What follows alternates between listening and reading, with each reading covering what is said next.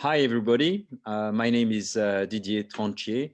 I'm one of the co-founder of Digital Pharma Lab, and we have the honor to present today this conference about what's going on in the DACH region with Mr. Haider Alleg. And maybe Haider, we can start by introducing you. Yeah. So thanks for the invitation, Didier and the team. So my name is Haider. I'm French. I don't know if my accent is giving it away. I've been living in Switzerland for the past 10 years now, and obviously I grew up in Strasbourg, so very close to that region anyway. And currently I'm the global head of digital for a company called Ferring Pharmaceutical, a company headquartered here in Switzerland, in the close to the Geneva Lake, close to Lausanne. And Ferring is a mid-sized pharma, 7,000 people in average, and we have some international presence, like in more than 50 countries. Just to give you a bit the structure of the company. Okay, great. So today we're going to talk about one of the treasure of the future, because we're going to talk about DACH or DACH, which means, of course, Deutschland, Austria, and Confédération Helvétique, so Switzerland. And because while considering your expertise about this region, you are telling all the world that the future will come from this region. So how can you be so sure that the future Eldorado will come from this region? And what is, can you give maybe more information about this region? Yes, of course, and my former French tech colleague will will obviously find this a very provocative title. No, I think, you know what, there is some very interesting thing happening with that region. First of all, when you look at it from a industrial perspective, you have like that. I don't know if this is still called like this blue banana going through exactly that region. I think for decades it created a very strong willingness to industrialize and scale activities in that region. Entrepreneurship is pretty big on in that region. But behind this, from a healthcare perspective, obviously we all hear about the Bio Valley or Health Valley from Basel, right? To I mean, Basel is known for that, but you have also some other cluster in Germany and in the north of Switzerland as well. There is, I think, it's not one attribute. I will qualify it as multiple parameters happening at the same time, making this region a success. You can look at talents generation schools. This region have a lot of very performing engineering and business schools. I'm thinking Switzerland, right, because it's close to me. But if you look at the PFL or the number of Nobel Prizes per habitat, right, those regions are pretty strong into that. And second, I think the ties of that region with the rest of the world is pretty strong. If you look at the finance industry, the fintech industry, it demonstrated quite a lot of connectivity with the US, with the UK, with the top 5 EU. So I think there is something happening. It somehow in that region, a lot of good things happen at the same time that created condition for excellence in a way. And I like that very much. It's not because it's in my title at Ferring, but I think there is a unique chance for companies growing in that region to be really strong. And then in the last 10 years, the last example I wanted to give from a technology perspective, we had Berlin booming with a tech scene with developers coming from all over the world, from gaming industry to the Rocket Internet Tower in Berlin, with companies like Zalando growing up from there. So I think when you start dissecting the region, from industry, technology, and if I zoom in healthcare, just let me give you one example. Germany is the first country that will help insurances to reimburse, or governments to reimburse medical device application, for example, which is opening the way to many other countries in Europe to follow.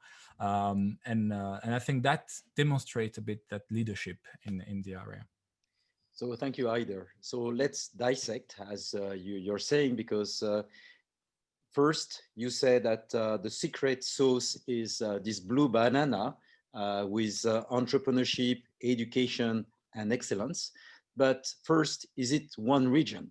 Because between the north of Germany to Austria, I mean, there is a big, big gap, different languages, different cultures. So is it one region? And maybe there are some specificities from one country to another or from one region to another. I think you're right. I think this is one of the weakness of the model. As much as, even if you speak German, it will be very different if you live in Zug, or if you live in Bad Württemberg, or if you live in Vienna. You will not, from a cultural perspective, live in the same country despite having the same language. I think as united in terms of economic potential, those regions are very much split in terms of colors locally, which make them some of this is induced naturally because of the region and history, and we don't have enough time to comment on that, but some is actually induced by the governments themselves or the region themselves. I look at Zug. Zug created the crypto valley to attract businesses and to create really an ecosystem. And if I look at Switzerland close to me, here there is really a willingness to create an ecosystem where companies, the governments, the public companies, or NGOs can work together to create something that has value for the entire community. And so interesting to see that dynamic. Yes, this is a very good point, because usually in other parts of the world, innovation mainly comes from startups and entrepreneurs more than governments. So what you're saying is that governments in this region can have a leadership role.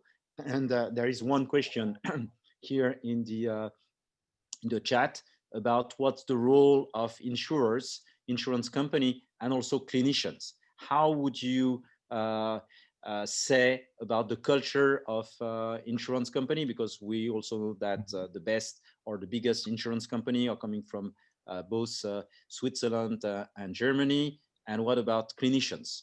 How would you rate these populations?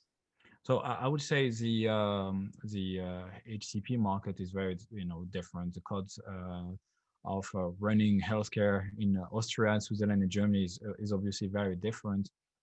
I think from a I will say it from my experience. In terms of adoption of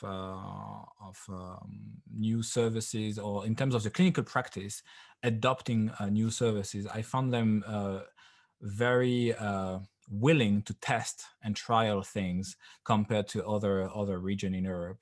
And surprisingly, it's not connected to the internet penetration, and it's mostly a behavior. I'm thinking, for example, in some past experiences with Germany, they have this Hôpital La Charité, and they keep having very much innovative programs piloted there, and somehow they get it done pretty nicely. And this potentially is also a sandbox for the government looking at this, saying, interesting, they start to have some scientific evidence out there.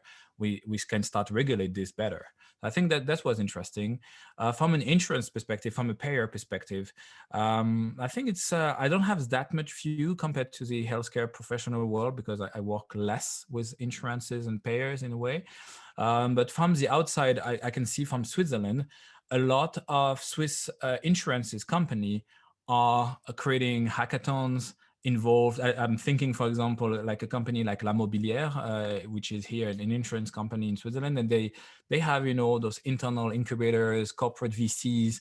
So they are very active in shaping our world of tomorrow. And it's not just shaping healthcare just in a gimmicky way. They are shaping customer experiences, patient experiences, and clinical experiences. So I have to say somehow, because they are not regulated the same way as pharma, is very interesting to follow, because by following them, you know how much they will influence any services as a pharma company you'll have to piggyback on later, maybe years after them. Yeah. Okay, so let's put it in another way. Let's compare with Silicon Valley, for example, where we know that it's the kingdom of disruption, how to disrupt everything. Here, what you're saying is that probably there is a strong industrial culture, there is a strong education, people are willingness to experiment, which Yeah. means reminds more about incremental innovation than disruption. And let's say if the question is about the future eldorado, uh, how do you see the mix, or maybe how can you compare this incremental or maybe disruptive innovation to other parts of the world, and especially with what's happening in the US? So yeah, I think now I'm looking at it to answer you from a capital private equity perspective, venture capital perspective. And interestingly, if you are in the US and if you're coming from Silicon Valley, you might expect to land in the UK naturally because of the language barriers that are easier to tackle.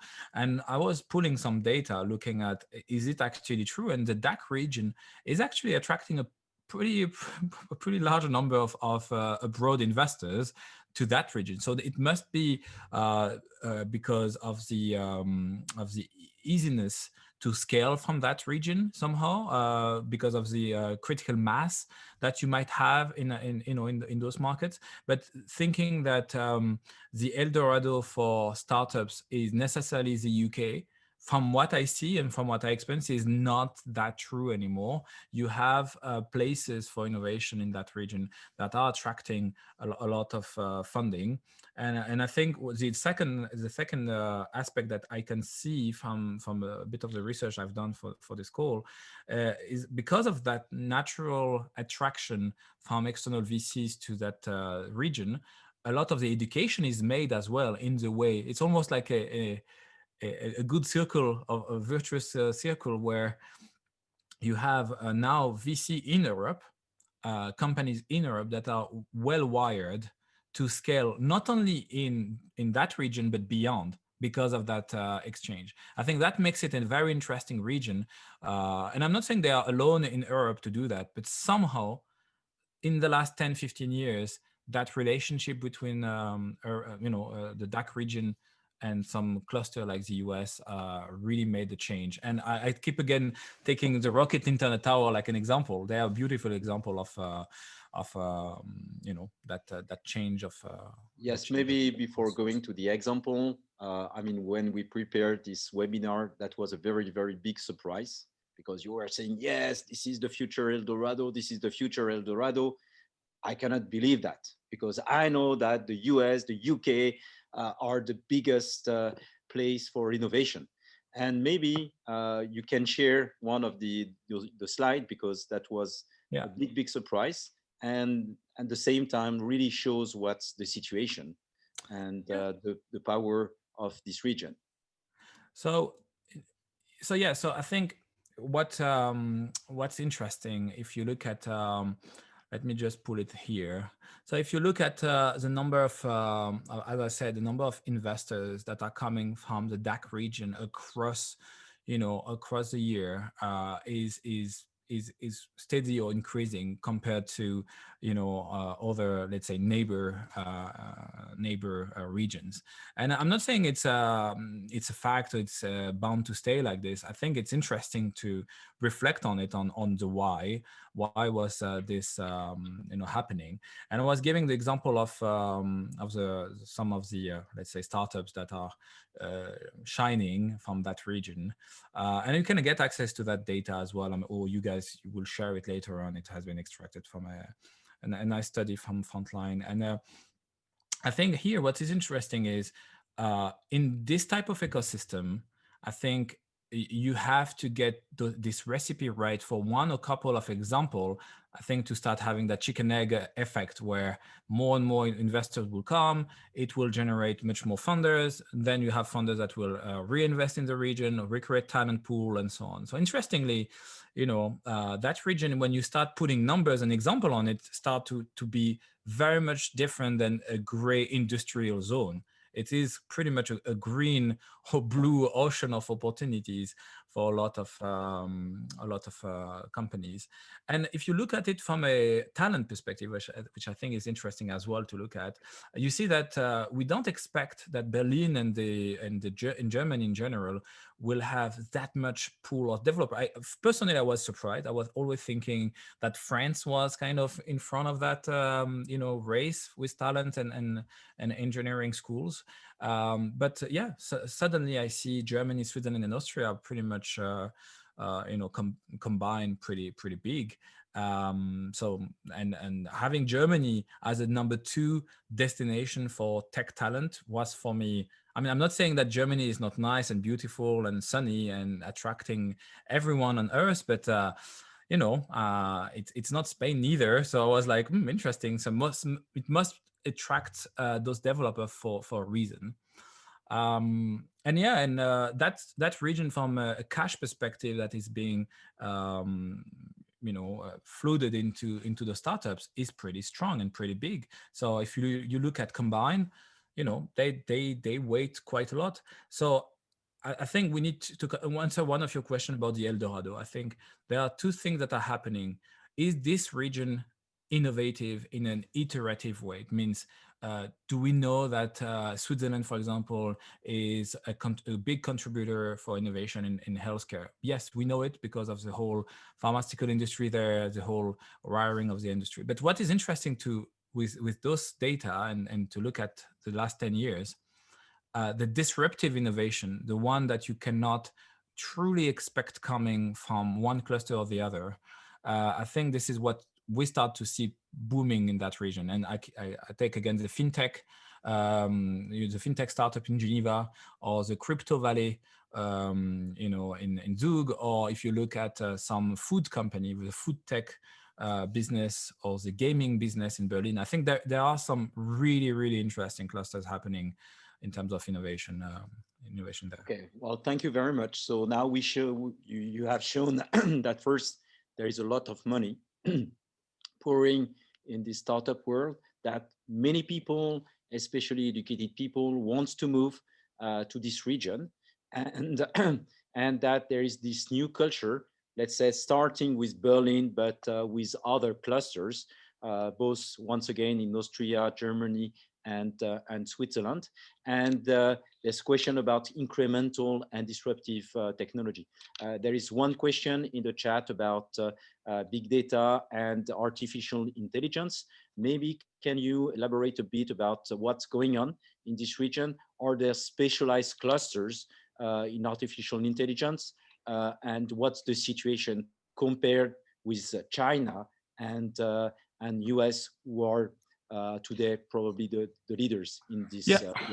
Yeah, so I think I can talk from an European perspective. There is a huge push from the EU to have, and I see it from a digital health perspective, to have a strong player, a strong innovator in that space, because from a sovereignty perspective, relying only on Chinese tech and US tech for the European Union is obviously not something that is interesting for the long run. So we need to actually attract more talent and more companies to be built around this. Now, concretely speaking, when we look at the region, I see, we have some startups and some companies that are, I will not say flagship into the business, but that are very much having a foot into this. I see, for example, in women health, an area that I know well. You have companies like Ava in Zurich that are really trying to disrupt a therapeutic area through the work they do in data. Now, that will differentiate data company and company that will use data for creating new experiences and services, and deep tech company. So have I seen companies in the deep tech world, except cryptographic and so on, and in healthcare, for example. Not so much compared to the US, Boston, or Asia or Singapore. To be honest, there is still some room to have a strong disruptor on the, let's say, deep tech, like a company that will really do neural network, machine learning, and for one category. So I think we still have time to catch up really on that, because I don't see like a pure player in every category on that. But yeah, we are not an eldorado for sure for AI and data, at least from a digital health perspective, near to me, near to my therapeutic area. Not so Okay, much. so one way to reformulate what you're saying is that this region has a big traction because of people and attracting people and with a lot of money. Maybe in terms of let's say AI technology or deep tech, they are not leaders yet, but since they are attracting at the same time capital and talents, they will compete with the best region. What do you think? How long do you think it will take for this region? If you still think that it's going to be one of the leading region in the future, and what are the next steps? What do you think would make this region really a success? So I would say, from from an European perspective, having a strong region that is, um, taking the entire continent on a spin for having those new leaders, I think is important. I'm not sure there is competition among the big cluster in Europe. I think in the future, what I will see much more happening is to have like labels on those regions. You will have this type of valley here, this type of valley there. So I anticipate to happen. I think what is the chance we have here, which is also a barrier to entry to the other, let's say, players in the world, is that Europe is complicated. If you are sitting in the US and you have to scale to Europe, it's kind of a mess. If frankly, if you look at it from a market expansion perspective, and it's a mess for two reasons: not only the language and the culture, but also the legal aspect of it. And I think that is for some people a barrier to entry, but for some others, it's actually an opportunity. I look at some of my friends that are working in the fintech industry and that creating, those digital wallets, those financial wallets that can work all over Europe. And if you think of it like this from the US perspective or from the Asia perspective, that are super candidate to buy for an exit, right? Because suddenly one player can open you the entire continent. I think that is where I see the next 5 to 7 years, a lot of opportunities in our digital health topic, because we have the chance to have strong pharma companies, strong players in Europe that are dying to disrupt, that are really looking to finally find an answer for the European market, which is complicated, from price pressure points on one side to the need for more prevention on the other side, and so on. So I think um, why I call it not an eldorado, but it's maybe too strong, but a real opportunity for someone who wants to innovate, because we don't need to go to San Francisco to provide value to a population. There is a huge population, and that region, that cluster, is somehow having the right condition to provide that value. So that's why I'm thinking, yeah, there is something going on. There is some traction going on in that part of the continent that is potentially the locomotive, both from an industrial innovation and talent perspective, to take us to the top tier of of Yes. countries. Well, thank you very much. I just figured out that there is a synonym between cluster and valley, and it started with Silicon Valley, and Okay. now we're talking about innovation cluster because of this density and innovation effect. Yeah. But the first word was valley, and we know that especially Switzerland, but also in Germany and Austria, it's a country where many valleys, where Yeah. people were gathering, working together, uh, doing business together. And maybe when we are thinking about the clusters, we are just forgetting that the old ways to be innovative are coming from valleys. Yeah. And so now maybe last question, because I see that the time is running, is how can anybody assisting to this webinar takes advantage of what's going on in this region? Uh, what would be your recommendation? I think, I mean, in the in the post-COVID world, right? I think there is no more blockage of taking advantage of any region in Europe. I mean, being European, we can talk like this. It will be very different if we are sitting in a separate part of the world, right? Where it feels messy and complicated. But building a company, you know, with those e-governance or e-residency services now, I think that was Estonia or Latvia, I don't remember now which country is providing this. You can get an European company up and running pretty easily to serve the entire continent. I think that's great. I think there is no more like barriers to serve a German market, a German speaking market, because pretty much everyone speaks English. Indeed, if you have to get smoke talk on the coffee machine, German and Swiss German will help, right? But in a post-COVID-19 world, I think there is a real opportunity to consolidate that cross-border type of interaction, and from an opportunity to just be aware, listen to potential activities that some semi-private organization will put in place.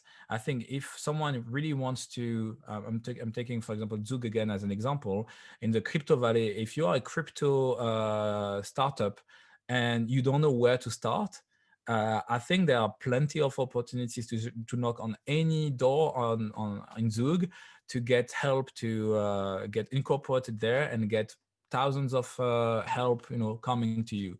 I think that is true for the crypto valley. It will be, I think, with you guys, it seems in Paris, true in Paris as well, or Paris and the rest of France. I think this is what I will envision as a next step is, be aware of what's happening around you. And you could be surprised that with one email, you can actually unlock funding, unlock resources, unlock talent. So the world has definitely changed for the better. If I can say that having this post-COVID-19 world look a bit, less sad than it should be. Well, thank you very much, Haider. We are now at the end of this webinar. Thank you for sharing this secret about the secret valley. We now know that the future lies in this region because of the people, because of the capital, because of the traction, and because of the link between, let's say, the old world and the new world combining together with a full ecosystem, including governments, including doctors, including everybody looking forward to build a new world.